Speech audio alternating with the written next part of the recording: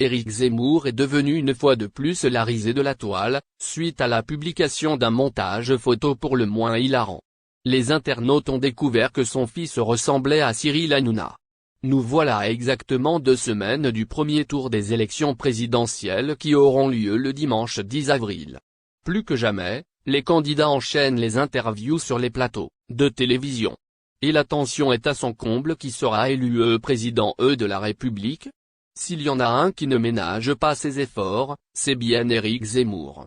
Et comme vous vous en doutez, cela en agace plus d'un.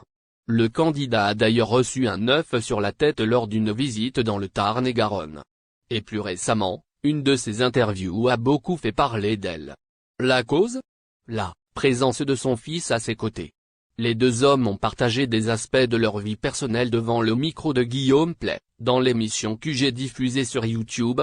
Le fils du candidat extrémiste a évoqué des moments parfois compliqués dans sa jeunesse liés à son nom de famille. Mais ce n'est pas ça qui a retenu l'attention des internautes. Les internautes se moquent d'Éric Zemmour et de son fils. Comme vous le savez, Éric Zemmour est quotidiennement moqué pour ses idées à tendance raciste. Et les internautes ont remarqué que son fils ressemblait à Cyril Hanouna. De quoi amuser la toile, puisque le célèbre présentateur est d'origine tunisienne. Un comble donc pour le candidat à la présidentielle. Bien sûr, les moqueries pleuvent sur la toile.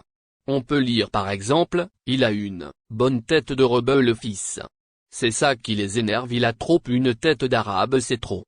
Pour l'heure, Cyril Hanouna n'a pas évoqué le sujet.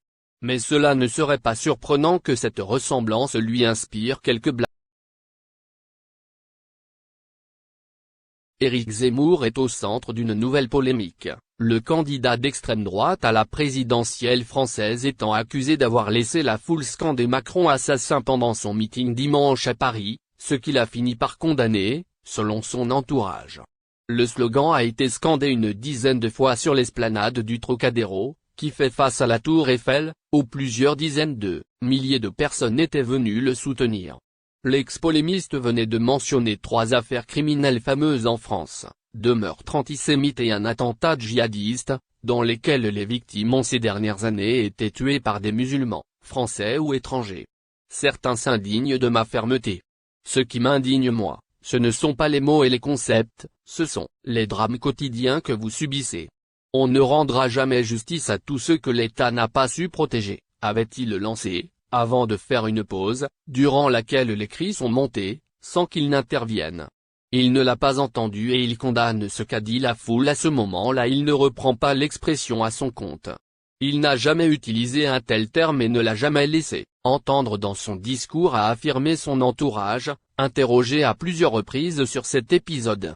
Zemmour laisse une foule crier plus Macron assassin plus je combats avec force le président sortant, mais laisser traiter un adversaire de meurtrier, c'est dangereux pour la République, avait auparavant été la candidate des Républicains Valérie Pécresse.